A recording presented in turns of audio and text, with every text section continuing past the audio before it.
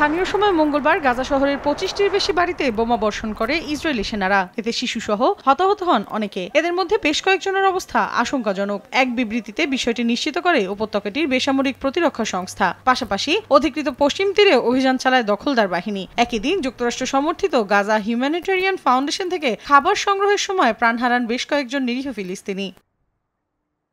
এ অবস্থায় গাজা হিউম্যানিটেরিয়ান ফাউন্ডেশনের তীব্র সমালোচনা করেছে জাতিসংঘের শরণার্থী বিষয়ক সংস্থা UNRWA এর প্রধান। এই কর্মসূচিকে বাতিলের আহ্বান জানিয়ে তিনি বলেন, এটি গাজার অবরুদ্ধ জনপদের দুর্ভোগ আরও বাড়িয়ে তুলেছে।